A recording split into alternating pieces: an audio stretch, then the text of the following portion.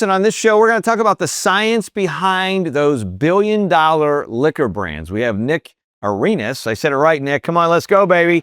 Joining us on the show today, and we're going to talk about some of the little-known facts and things that are behind some of these brands that have just blown up. You've seen a lot of celebrity brands out there today, and obviously on the Invest Well show, one of the things that we strive to do is talk not only about different topics and ideas that are impactful, but provide information that help you as you're an investor, a consumer, to make better choices and decisions as you operate in your daily life.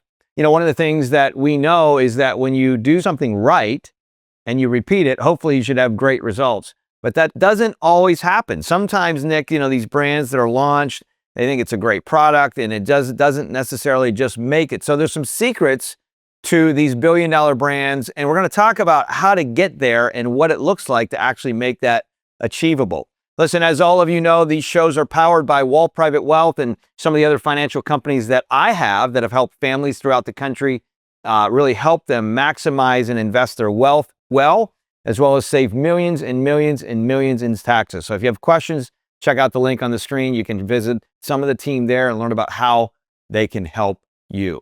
All right, so let's talk about these brands, Nick. And before we jump in, we're going to talk today a little bit towards the end of the show about Trump Vodka. Many of you that are watching this or listening to this may have heard of Trump Vodka, but you may not have. So it's going to be, might be some news to you. We're launching in a big way. Truth be told, a little disclosure, I'm pretty significantly involved. Nick operates as the president of the day-to-day operations in the company that runs that. And so, Nick, let's talk real quick about just first off, a little bit of your background and your story, because you have been in this business. I'll call it the spirits industry, the spirits business.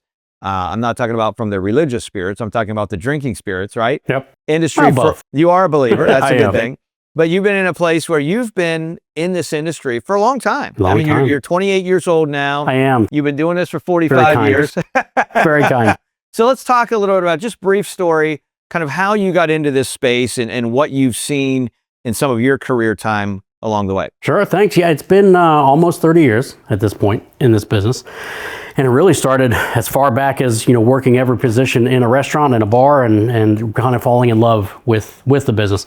But really from a professional side, there's been on three different areas, if you will. One is the buyer, one is a supplier, one is an agency. And in those different areas, they kind of come from a very different perspective, a different point of view of the spirits business. So from a buyer, I've been one of the largest buyers in the world for Hard Rock International and Levy, which operates NFL, NHL, NBA, so on and so forth, Kentucky Derby, you name it. On the spirit side, it's been working with brands such as Terramana Tequila, Proper Number 12, Cabo Wabo Tequila, Aviation Gin, the list goes on and on. On Rocks, which is an RTD that sold for quite a bit of money. RTD, by the way, is ready to drink. Thank a lot you. of people are like RTD, RPV, what? Yeah. Right? It's not a color code. Yeah. It is a ready to drink. Yeah, exactly. So working for those, and then on an agency side, which has been helping other brands that have decided to come out and wanting to become successful. That particular one was Tito's Vodka. So they came to our agency and said, how do we launch it? As a matter of fact, it was Tito himself and said, how do I launch this product? And it was just a normal bottle with a handwritten label that said Tito's Tater Vodka.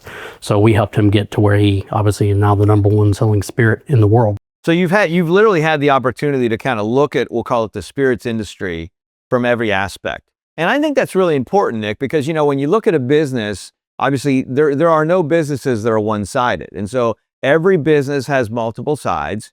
And, you know, the fact that you were able to look at it from the buyer, marketing, and all of these other sides, so you can see, all right, here's what this side's going to look at when they look at this. Here's what this side's going to look at when they look at this. It's so important.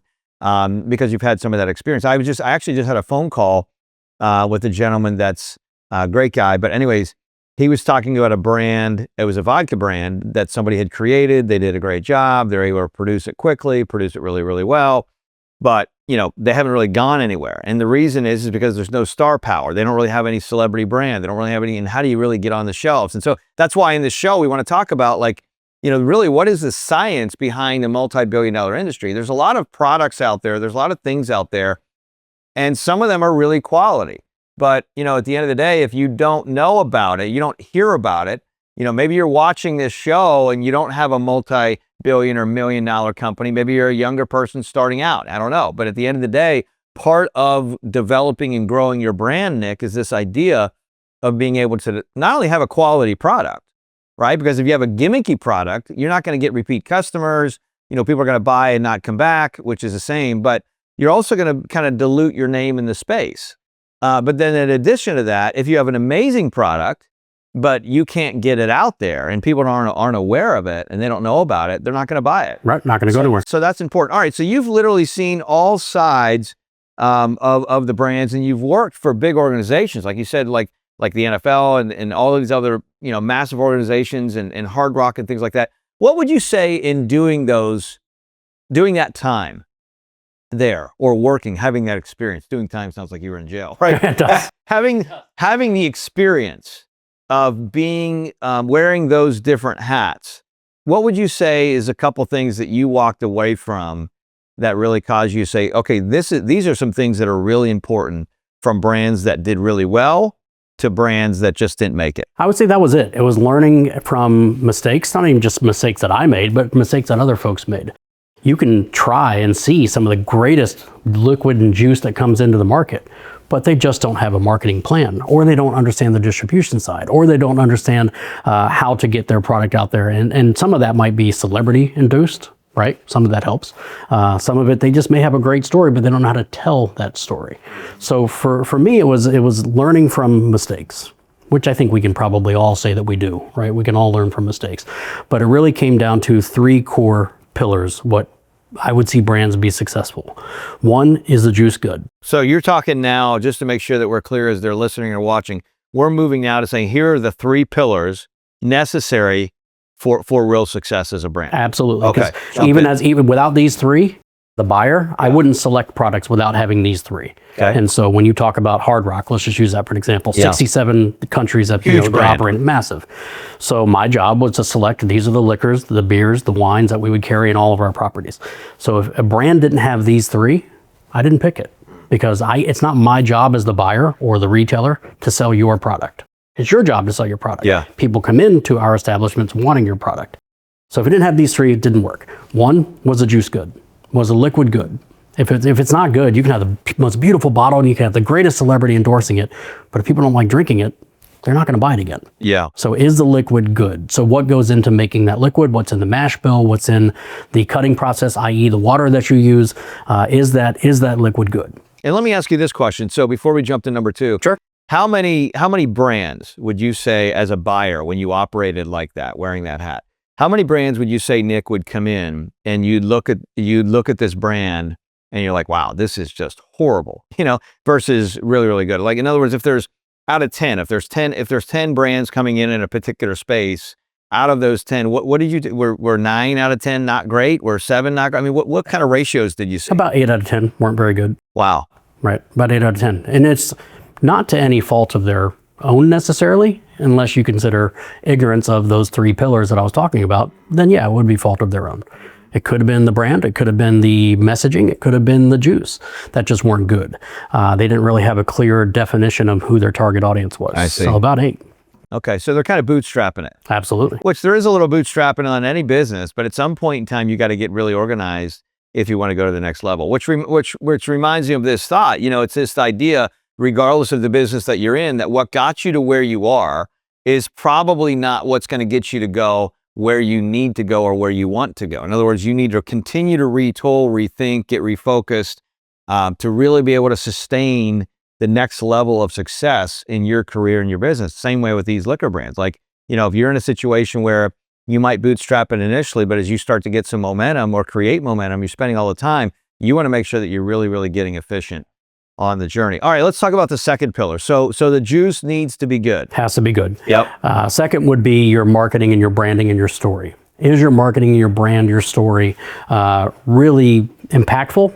And is it attractive? Is it sexy for the consumer to want to buy it? That consumer could be, the baby boomers to Gen X, Gen Z. It could be the younger generations. Who is your targeted consumer? And do you have a story that is compelling? And part of that story can be, it can absolutely be a celebrity. Right? Whether that be Dwayne "The Rock" Johnson or Ryan Reynolds or whomever it might be. That celebrity is going to definitely help. But if it's a contrived relationship, if it's a celebrity that is known for, A, but they're trying to market something Z, not going to necessarily work. Yeah. So that It's got to fit with the brand. absolutely it has to be a natural synergy. It has to be organic. The other piece is there a story behind your brand? Just because you come out with a tequila doesn't mean it's going to be a great tequila. Doesn't mean it's going to be a great story. What is the story behind that tequila? What is the type of agave that's used? What is the roasting process? Is there a roasting process? What distillery is it made out of? What region is it made out of? All those little things go into making a story. And, selfishly saying with Trump Vodka, we put a lot of time and effort into creating this. We didn't just slap a name on there and assume it was going to be great. We did every single piece with a very specific purpose. So the story has to be phenomenal. Let me ask you this question. So going back to we'll call it the celebrity brand, because, there's some brands that have launched that just did not have celebrity brand, but they made it. And then there's lots, obviously, that don't. From your perspective, how valuable is having a celebrity name or a popular name out of the gate to either, allow for success or failure of a brand in general? In other words, if you don't, let's say you're a nobody out there and you're in a place where you've launched a brand and you're trying to really get it going, but you're in a place where you don't have a celebrity brand. We're going to talk in a minute about Trump Vodka. That's a big part of what's happening here too, because we've seen a lot of momentum there. But if you don't have that celebrity brand name, versus do, how important is it to have, number one? And number two, if you don't have it, what's some of the past success there? If you'd asked me 12 years ago, 10 years ago, 12 years ago, I would say celebrity brand, kind of a toss-up, 50-50. Really? Oh, yeah. But if you'd ask So matters, may not matter. May not matter. It is what it is. You've seen products like Fireball that got huge, got massive, right? That brand was actually something else before it became Fireball. It was actually called Dr. McGillicuddy's Cinnamon Whiskey. Just rebranded as Fireball. And then Fireball went out the gates. Buzzballs.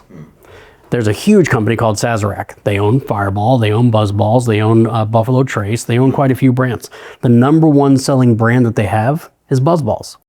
That was started by individuals just seeing a need for a ready-to-drink, RTD, product that's out there.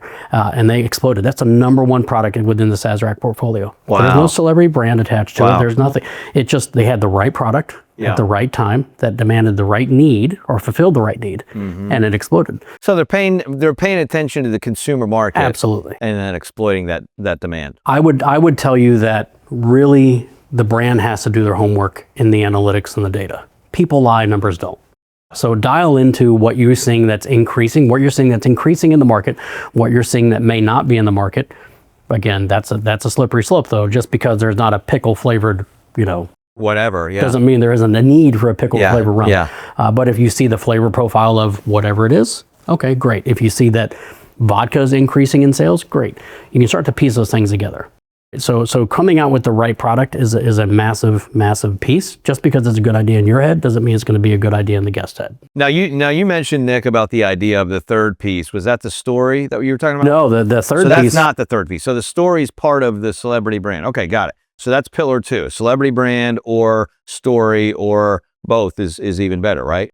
Third is your package. Okay. Package has to make sense. It's got to be able to stand out on a shelf. Both a shelf in the retail liquor store and then both on a back bar, right? So if people can't see your product, they can't see your bottle doesn't stand out a bit. And I'll tell you why in a bit, why I said a bit.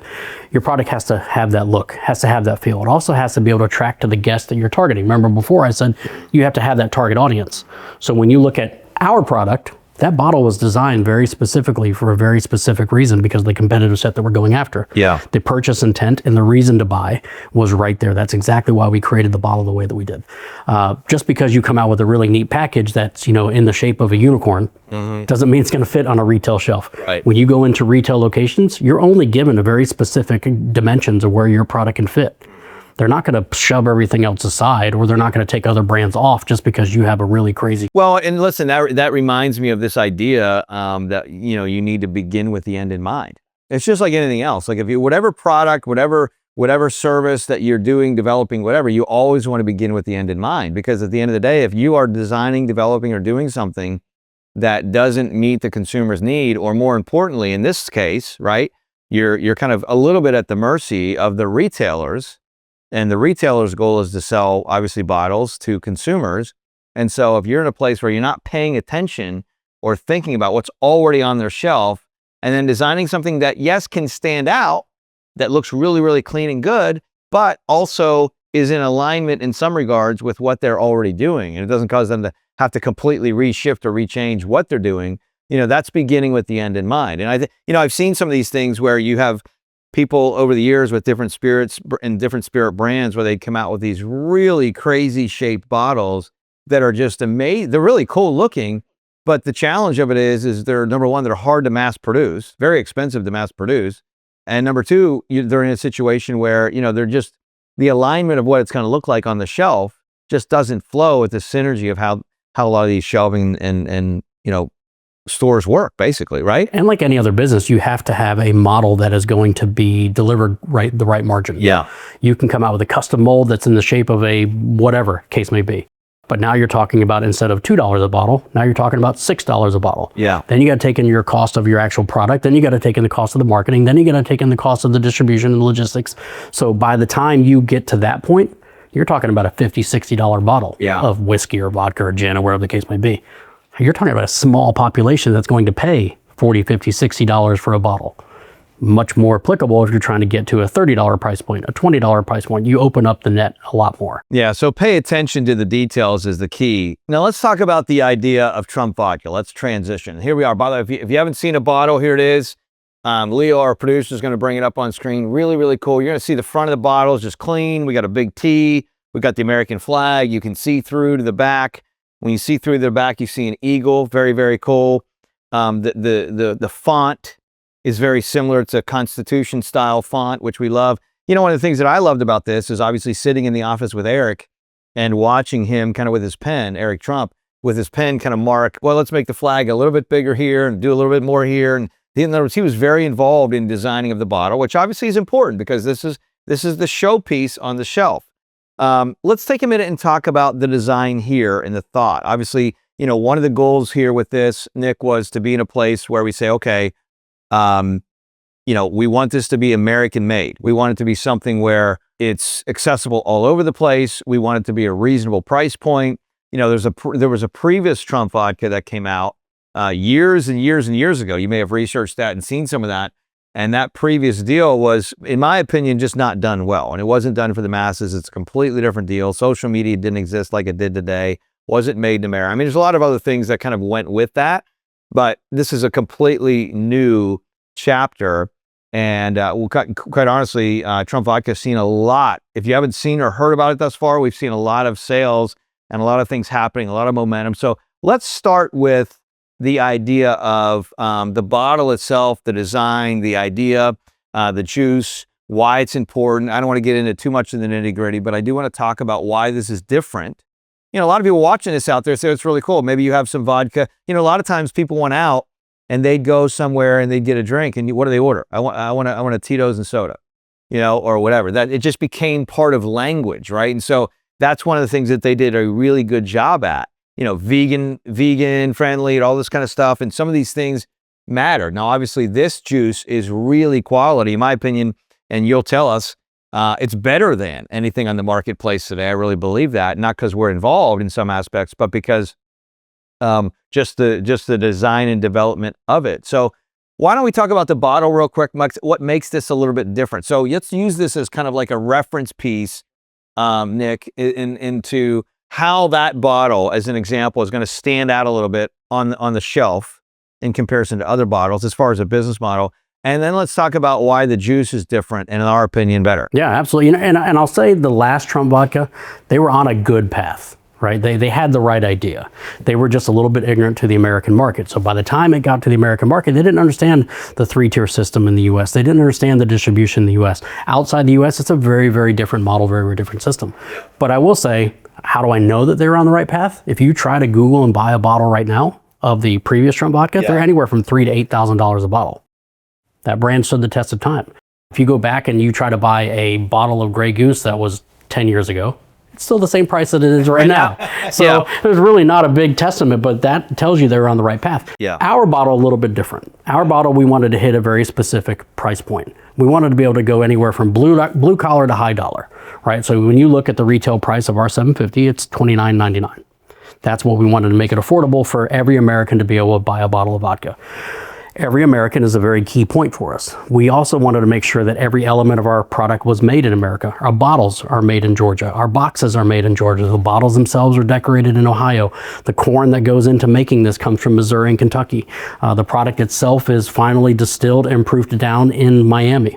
So every element of what we make comes from America. And I remember having conversations when we were literally in a place where we thought about, just for time to get the bottle out and things like that, we thought about pivoting and having some things made in China. We kind of X'd that and said, no, we're going to do it here. We need to do it here. And it was just great that worked out that way. I love that. All right. So the story. yeah, the story. Let's go back to the story. Yeah, that was the key point. That's a massive element of our story. Yeah. Of the great American Making sure spirit. that it's American made. Absolutely. Yeah. One of our main tagline is the great American spirit. The sub tagline that we utilize is unapologetically American. Let me ask you this question. Based on some other spirits that are out there in the marketplace today, how many of them would you say, and you may not know the full answer to this, but how many of them would you say are actually from the juice to the bottle to the labeling to everything, how many of the soup to nuts would you say is made in America? All of it. Less than 3%. Less than 3%. Yeah, that part I do know. Wow, that's a big deal. So less than 3% of the spirits, I'm talking about spirits in general, All of it. that exist in the marketplace today that you go to any store and buy, less than 3% is 100% made in America. So I mean, that in of itself is a massive piece of the story when you think about it. If you think about from the bottle to the labeling to the boxes to everything, we're saying, this is an American-made, American-committed product. That's a big deal. So our story. So you're really reinvesting back into America when you buy this. We're creating jobs just by creating this vodka. As far as vodkas out there, less than 1% would be able to tell that story. Wow. To my knowledge, I can't think of one off the top of my head that the bottles don't come from China. Why is that? Why do you think that is? Cost of goods. Yeah. Cost of goods, they can get it cheaper now. The fortunate piece that we have, called the art of making the deal, we were able to broker really, really incredible deals to be able to get our product not only 100% produced in America, but do it at an affordable margin. That was the key. Leveraging the name. 100%. And that's where a little bit of the star power comes in. You might be watching this and maybe you love Trump. You might be watching this and you don't like Trump. And it's really irrelevant. I mean, if you try the vodka, it's great vodka in general. But that power of the brand gave the ability to have negotiations. Made this possible. Yeah. And without that, we would have been twice the cost of goods that we are now. Yeah. So yeah, absolutely. I mean, again, whether you love him or you hate him, there is an attractiveness to the name and to want to be a part of that name, right? We know at least 50% of our population here in the U.S. loves him, right? That's a big number. Yeah. So for a brand to want to be, for a company to want to be a part of that brand, yeah, you're talking about a massive amount of companies that want to do that. So let's talk about the idea of a little bit of the business story. So for those that are watching this and they're like, hey, I'm aspiring, I want to grow a business, or they're intrigued about what's happening with this, let's talk about some of the business, because it really hasn't been around that long, right? Here we are, 2026, spring of 2026, and we're, I'm going to call it not even a year into it, basically, right? I mean, the license came, what was it, November 28th? Just so happened to be, by the way, side note, the same day that I got married, which is super cool. Congratulations again. Yeah, pretty cool. Launched and all that went, and then we had the pre-sales and then kind of went to stores. But Nick, let's walk us through a little bit so that way, as folks are listening or watching this, they can understand a little bit some of the process of kind of getting this out and getting it into the consumer hand. Yeah. Because it's great to say, hey, this has been developed, designed, the juice, it's good, great, 15 times distilled. I do want to pause on that real quick for a second and talk about why we think it's better. But then I want to move to like a little bit of the story of behind the scene things that people don't see to kind of get this stuff out there and some of the penetration and even demand that we've seen thus far. So again, that goes back to that first pillar that I mentioned to you before. Is the juice great? We were very intentional about making sure that juice was great. So 15 times distilled, that just removes a lot of impurities and toxins. And what's the norm out there for vodka? Depends on the brand. Some will do 2 times, some will go up to 20 times. Okay. We found that sweet spot of being 15. Okay. That made sure that we were probably one of the cleanest vodkas. If we just stopped there, that would have been enough. And when you say 15 times distilled, what do you mean? What does that mean? So distilled is how many times you go through the distillation process, taking the actual liquid, turning it into a gas, and then becoming a liquid again. That's the process of making alcohol. Okay. So think about if I had a bowl of oatmeal and I had boiled it to become a gas, I had trapped that gas, and I had allowed it to become a liquid again. That's distillation in a nutshell. Okay. It's very crude. I wouldn't try that at home if I were you. Yeah. Leave it to the professionals. Yeah. But that's distillation in a nutshell. Okay. The more you do that, right, the more you're able to purify and cleanse the finished product when it comes out. Now, when it comes out, that's 100% alcohol. Yeah. Right. So when you go through there, that's when you call proofing it down. So that's when you add water to it. So we did a little sidestep. So now we go through 12 rounds of carbon filtration. So that carbon filtration, even cleaner. And why the carbon specifically? Carbon will get us the opportunity to remove any and all impurities, any and all color that may happen, any and all off flavors or off tastes that will come out of it. So when we go through 12, not only do we have the cleanest flavor of a vodka out there, but we have probably one of the most unique effervescent look, it's almost sparkle, that comes out of our finished product. The word vodka comes from little water. It needs to be odorless, colorless, tasteless. I cannot tell you as a buyer how many times I've tried vodkas that were absolutely not odorless, colorless, and tasteless. But we wanted to make a vodka that was purely appreciated, sippable, whether it be neat, whether it be on the rocks, something that you could sip, like a bourbon, like a scotch, like a cognac. I have, up until very recently, I have not tried a vodka that you could do that with. Vodka can taste wonderful with anything that you mix it with, but to have one that's appreciated in its purest, most natural form, I haven't had one. Well, I mean, let's be honest. Most people, when they drink vodka, they're mixing it with other stuff. So there's so much flavor right from whatever they're mixing it with that really the flavor of the vodka itself doesn't necessarily, quote, matter if they're doing it that way. But it actually can create even if they are mixing it, it can create a more pure product. Garbage in, garbage out. Yeah, exactly. So when we created this, that was one of my biggest pieces was, can we make a vodka that is truly that good? The fact is we did. Yeah. So the other piece of that, making that juice really, really good, was the water that we put into it. Water is different all over the country, right? So we wanted to use reverse osmosis water that gets it down to the most purest, cleanest form of water. Because again, garbage in, garbage out. Yep. The majority of what's in our bottles is water. Yeah. Every spirit is water, unless it's 100 proof, right? Yeah, That's very harsh to drink. Yeah. So when you have an 80 proof product, 40% of that is liquid or is alcohol. 60% of that is water. So if the majority of what you're putting in there isn't good, the majority of what's coming out isn't good. Yeah. So we cleaned it so much so that we have one of the, if not the best vodkas on the planet by far. Yeah. I feel like we made a truly phenomenal product that is not only making us proud, but it makes the name. Well, and you know what's interesting, Nick, with all of this is we had a lot of taste testings. There's a lot of blind testing that were done, and when you see the response to people from this as they're drinking it, they're like, wow, this is very different, and they didn't expect that, because a lot of people thought, they think, oh, a Trump product, Trump name, we're just going to put the name on it because it's popular and go sell stuff and whatever. But the reality of it is, it's really a quality product, without a doubt, on the marketplace, and that's what's come through. So that's good news. Bottle looks great, the product's great. All right, so let's talk about some of where now we'll call it the business, is this, because really it's a business. I mean, it's a business at a core value. And so here we are, we got a product that's being distributed. You have pre-sales, then you go to sales in actual stores and getting approval. Let's talk a little bit about that process, at least for this product, and what that looked like. And it really goes into getting into to your distributors. Yeah. Just because you come out with a great product doesn't mean the distributors are going to want to take you. Which is an important piece for somebody out there in the backyard that's mixing something that's like, wow, this is amazing. And their parents are super proud they made something. Right, exactly. And they won the town fair with it and all this stuff. But how are you actually going to get it out for mass production? And that's a big piece. Yep, has to be those three pillars. Yeah. You have to have great juice. You have to have a great story, a reason, a why behind the what. Yep. And then you have to have great packaging. Yep. Which, when you talk about Eric going through the bottle and marking it up, we all had part in that genesis of making that bottle. Yeah. And it was very distinct as to why. Yeah. Why is it frosted? We have a reason. Why is it tall shoulders? We have a reason. Why is it a slender neck? That's a longer neck. Yep. It all has a reason. Every single piece of that has a reason behind it. So that's what's going to inevitably, your first customer is your distributor. Your second customer is the buyer, the retailer, who's going to sell your product. Yeah. Your third customer is the one that actually consumes it. Yeah. So you've got two big customers to get through first before you get to that third person who's actually drinking the product. Well, and I think that's what's so interesting about the spirits industry, because it's not like, you could create T-shirts and go set a stand out in the local market and just sell T-shirts. Right. But with the spirits and alcohol industry, it's very different. It's kind of like a closed off, good old boys club. And so if you don't go and do the right steps, you're not going to get to the final, which is actually selling bottles to the consumer.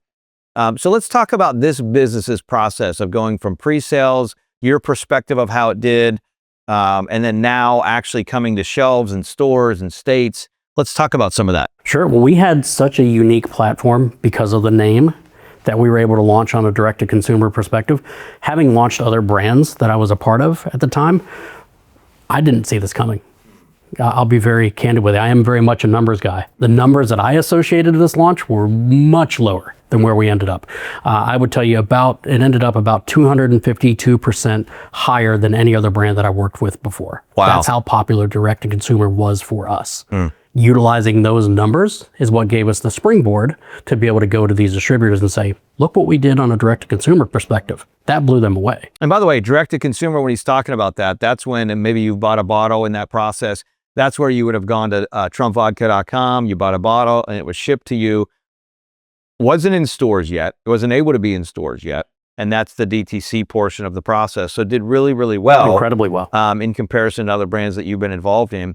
And then now we're in a place where, hey, we're going to go and launch in states. And what was your projection and thought there initially? We thought we were going to go 5 states. Yeah. 5 states. And why? Just starting from a position of humbleness, I would call it, right? Not trying to bite too much too quick, not trying to boil the ocean all at once. If and we a little bit of FOMO. Yeah, absolutely. A little bit of exclusivity. How do I get that now too, right? Yeah, and what's in states will start calling for it. So we originally planned on 5. To our chagrin, I would say, we ended up having 32 originally requesting it. Now we're at about 46. And this was when? This was within a month of starting our brand. In a month. I mean, again, that idea of 5 came from the very first week of us starting to come out with the product. 32 came within a month. 46 came within a month and a half. Now we're just pushing to all 50. What we didn't plan on, and what I certainly didn't plan on, was countries outside the U.S. So now we have 11 countries that are wanting to bring in our product into their country. Yeah. So we're moving much quicker than we anticipated. Yeah. Why? Because we can. That's the beauty of this product. What do you think is causing, in your opinion, Nick, what do you think is causing so much demand? The name is very powerful. Absolutely powerful. The name is very popular. Can it be a polarizing name? Sure. Yeah. But a lot of people are appreciative of the efforts of what our president is doing for us in our country. A lot of people are appreciative of the name and, candidly, the luxury that it conveys. The name Trump isn't just a political name. The name Trump, I mean, look at his hotels. Look at the properties that he has. Yeah. It's not just because it's a political play. Right. It's a culture. There is a luxury to it. Yeah. So products that are associated with that name have a certain connotation to them, and that connotation is better. Yeah. That connotation is great. That connotation is luxury. So for us, when they heard the name, there was already an immediate interest. Then when they tried the product, and they tried the product against other vodkas within their portfolio, it was no contest. So for us, it was a perfect opportunity, lightning in a bottle, as I would say, to create something that not only was impressive from a purchase intent because of the name, but a repeat purchase because of the product that's in the bottle. Let me ask you this question, Nick. So let's talk about breaking through some barriers, because there has been a little bit of resistance from certain retailers that have been like, well, I don't know, even though this isn't like, the president's not promoting this, right, himself. Obviously, this is not at all the reality, but the name is on it, right? And so their fear was, hey, there's going to be some, we'll call it political backlash, or people that are like, hey, whatever. And so there was some push through or pushback on some of those things, but surprisingly, it's really worked out pretty well. Can you talk just a little bit about what that looked like and just kind of being able to kind of push through some of the challenges? Because anytime anybody's in business, they're going to face challenges.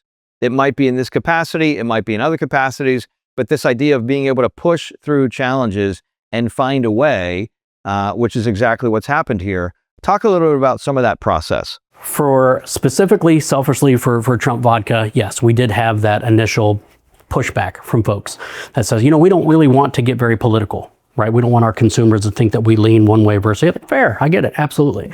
Our messaging, what we do from a social media perspective, what we do from a marketing perspective, what we do from a sales perspective, doesn't lean into the political nature at all. Right. We don't have to. Right. Right. Our goal is to push a really, really good product. Right.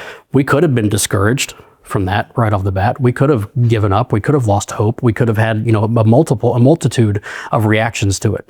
The fact is we were really confident in what we had. We were confident in those three pillars that we were able to check off. We were confident in what we were trying to accomplish. So we didn't get discouraged. We looked at those, the initial no's, as not yets.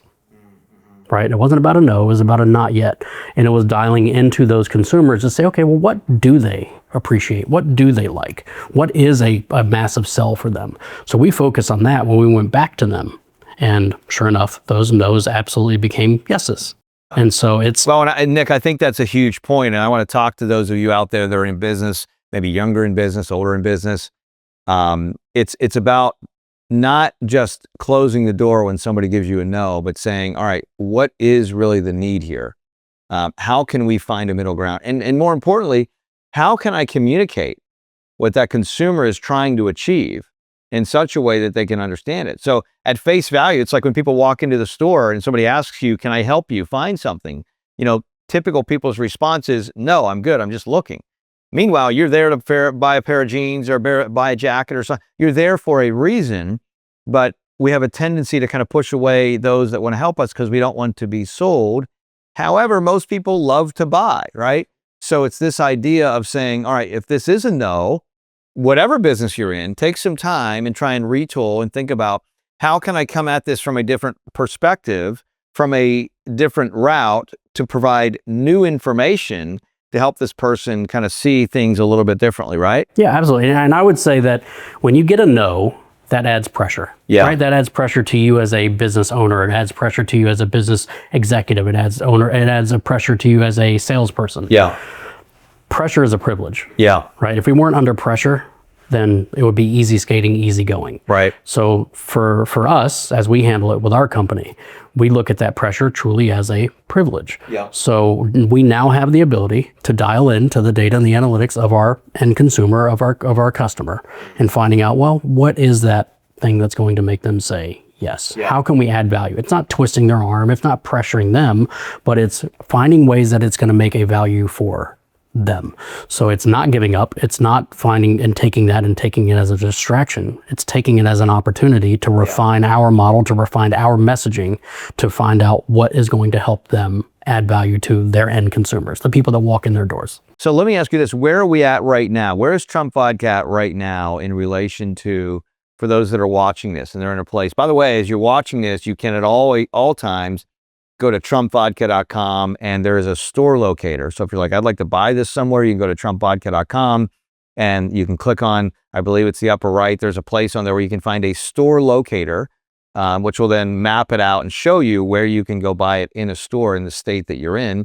And a lot of things are going to be still coming soon. If you do go to a retailer and it's not there, you can always ask them, say, hey, I'd like to get it, put pressure kind of from bottom up to kind of get it in there. But what's your perspective realistically? So we're kind of going after all 50 states now, Trump Vodka is, and from that perspective, Nick, what's your thoughts on when approvals will happen in all 50 states and when people will start to see this in more of a mass way in retail stores that they're going into on the regular? Every state and every distributor is different.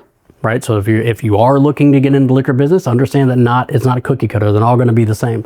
So every state and every distributor is different. So they'll roll out products very cyclical. Sometimes it could be once a year. Sometimes it could be twice, 3, 4 times a year. They're not going to change their cycle just because they brought you in.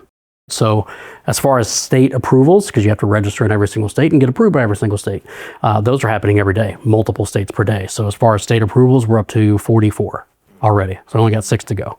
And then it's the distributor, when they're going to roll it out. And it's how you roll it out with those distributors. If you just stick it in there and hope it's going to sell, it's not going to sell. Right. You actually have to ask to go into those distributors and make sure that you're working with the salespeople that are going to represent your brand, because that's what those distributor salespeople are going to do, and roll it out properly. They have to be able to talk about it with the same enthusiasm, passion, and candidly knowledge that we're able to sell it with. If they don't, they're going to get caught off guard. If they're caught off guard and they feel uncomfortable, they're not going to sell your brand. So right now, it's every single day new things are happening. So whether that be the purchase orders of the states that have already been approved, the distributor getting to their cycle to where they're going to be able to roll this out.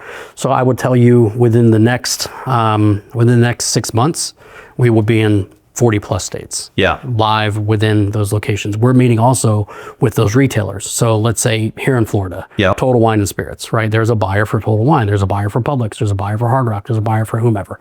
So we're meeting with all those folks every single week. So within the next 6 months, we're going to be pretty much everywhere. Yeah, love it. Let me ask you one last question here, Nick. So in your opinion, this is just an opinion. You don't have to be held to this. But you've been involved in a lot of other brands that really were very successful in many ways.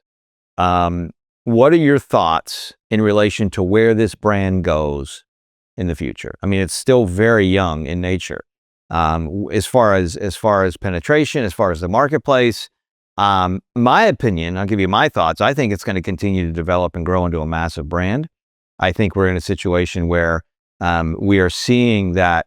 And, people may say, wow, there's folks in the country that just don't like Trump. Well, that's true, but there's also a lot that love him. And think about this for a minute. If 100 million people in America love Trump and only 2% of those 100 million buy this. We're $1 billion brand. It's $1 billion company. Just like that. So when you think about that from that lens, there's a lot of people that are dialed into that. And I think that's going to kind of propel this into many, many ways. And it's quite honestly, it's people saying, I want to be a part of an American brand. That's the other thing that I love is you see a lot of companies in general, not in the spirits world, but you see a lot of companies, Nick, that talk about this idea that this is American made, we're American made, forged in America, all of these things. And to your point, only 3% of other spirits out there are wholly and solely made in America, roughly, right? So this is something here with Trump Vodka that it's literally 100% from the bottle to the labeling to packaging to everything is made in the United States of America. I think that's a really, really powerful story. And even with the brand of the Trump brand, there could have been corners cut and done China and other places and got the price down even more lower. But it's still a competitive price because of the marketing and the branding and the authority of the brand, but it's made in America. And I think that's great. What's your perspective of where this brand, as you see it, goes in the next, I'm going to say the next 18 to 20 months? Every brand that I've ever been a part of, and candidly, every brand that I've ever seen, unless it's already started by a massive company, massive companies, what I mean by that are manufacturers, importers, right? Is a technical term, even though they may not import, they're just the massive companies that own the parent companies. Brands like companies like Diageo or Sazerac or Pernod Ricard or Bacardi USA. Those are the companies that have a bunch of brands within their portfolio, maybe anywhere from as small as 5 to 100. Right? So every brand that I've ever seen and I've ever been a part of, your goal is to take that brand, disrupt the market so much so that one of those bigger companies will buy your product, buy your brand from you, and then they'll just take it to the mass market even more so. The nice thing about us is that legwork that they would normally have to do, we are incredibly fortunate to already be doing it for them, which just makes us that much more attractive to those companies that want to buy us. Disrupting? Absolutely, we're disrupting. We're going after a very specific competitive set of brands, and our goal is to nip at their heels enough to where they say, all right, we just want to buy you, right? And that's exactly. So every one of these brands, whether it be Proper Number 12 or Terramana or name a brand that a brand that's come out, Screwball, another perfect product, an incredible product, found a very niche flavor, and Screwball is a peanut butter flavored whiskey. Yep. They got that brand so big that a larger company, parent company, bought them and away they went, right? So they cashed out. Every single brand does that. So for us, it's going to be no different. For us, it would be, call it 18 months, call it 2 to 3 years, 3 years max. The goal is to sell that brand. The good news is we've already had a lot of intent for people to want to buy our brand. So we're in a very fortuitous position to continue down that path. Then if we decide to come out with other products, great. But to answer your question specifically, sell the brand, right? And so but I can tell you from experience, we are on a runway that's far quicker than any other brand I've ever been associated with. And you don't have to be held to this, but if you had to guess, you had your little future idea, where do you think this brand's going to be in 18 months, 2 years? If I had a crystal ball, you put a valuation, or if I had a crystal bottle, I would say. That's a great bottle, by the way. It's wall water, right? Thank you. I love it. Yeah. It's phenomenal water. Yeah. I would say we would probably net out north of about 500 million to between 500 million and $1 billion. Love it. Without blinking. And that's, again, crystal bottle. I would say that's going to be a very attainable number. Very attainable number. Yeah. I'm being very, very lowballing it when I say 500 million. Yeah. Just because under promise, over deliver. You have to. Well, I mean, I think the big thing is when you look at brand growth and development, to be in a place where you can say you can start with zero and go to I'm going to call it $1 billion valuation in 2 years to 2.5 years. It's almost unheard of. Right. And so I think, you've kind of used the phrase before of lightning in the bottle. And this goes back to maybe, you wanting to design and build a company. You got to really think about what is the end game? How do I really get to market? What does it really look like? And being able to leverage the brand that's here in a massive way. And then obviously also being able to use and leverage a lot of the experience, quite honestly, Nick, that you've had in the spirits industry already from those 3 pillar sides, and then put all that together with a lot of great planning, it just opens the door for an opportunity for significant success. And so, when I think about some of these other brands like a Terramano or some of these other brands that hit big numbers, I mean, Casamigos, they had a $1 billion exit, still own some of the company.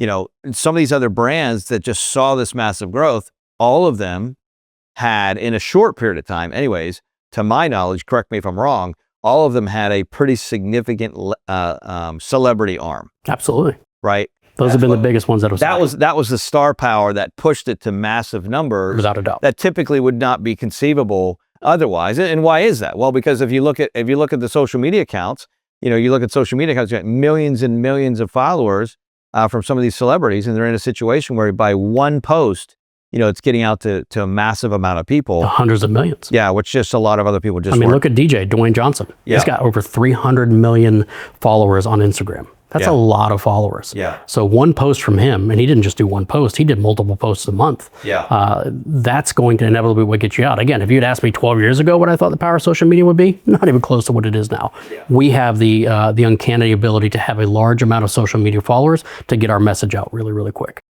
So we're in a very nice position. Love it. Listen, if you haven't tried Trump Vodka, go check it out, pick it out, go to trumpvodka.com and see where your local store is. Soon you'll be walking in and seeing it. I promise you, it's if you use vodka in some of your mixes or you drink it in general, take the test, take it neat, a little bit of on the rock, whatever you like to do. It's pretty cool. But Nick, thanks for taking the time. Thank you. Sharing your story. You've got a great story of all the things that you've been involved in. Thank you for having me. And quite honestly, again, as I've been involved in this company myself, it's been really a joy to kind of get to know you and grow in relationship with you, not only in business, but personally as well. Listen, as you're watching this show, my challenge to you always is to be thinking about this idea of how can you develop and grow you. Not everybody's in the spirits industry. Not everybody's in the private wealth space. Some of the other companies I have. Not everybody's in the tax field. Some of the other companies I have. Not everybody's in consulting. Not everybody's in aerospace. You have to find your lane, find your niche. And so my challenge to you, as it always is to be in a place in your life where you take some time to just slow down. Just slow down in your life. Turn off a lot of the noise that quite honestly is caused by the social media that we run into today. There's nothing wrong with social media, but it can be a massive distraction. So slow down and think about, what do you enjoy?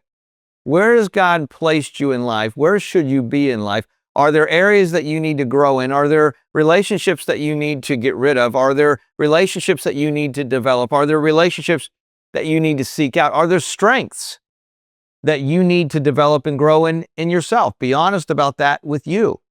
What are you good at? What are you not good at? And then when you really find something that you're passionate about, go all in.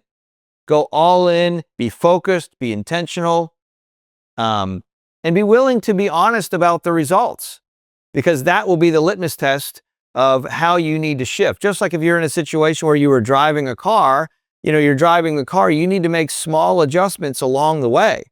Instead of just locking the wheel and setting it forward, knowing that the road is somewhat not completely flat or not completely straight, you're going to need to make some adjustments along the way. And in life, that's just the way it is. So if you intend to have success in your life, stop looking at other people. Stop looking at what others are doing. Slow down and get quiet. And as the horses do at the Kentucky Derby, put the blinders on and focus only on your lane. Last thing I'll share with you is this. I believe a lot of people do not accomplish and achieve the success that they are called to achieve in their life because they are running someone else's race. They're focused and they're trying to live out and trying to be like their neighbor or the person they saw on social media or someone else, instead of slowing down to the place that they can really think about what they're gifted in, what they're good at, the talents and abilities God has put in them that need to be developed. Another thought, just because you're good at something doesn't mean you don't need to develop it. You need to develop it. You have to take the time and have the accountability to do that. However, when you focus on running your own race, you'll find a level of purpose and passion, I promise you, that you've never experienced in life. Listen, stay blessed. I wish you the best. Be well. We'll see you next show.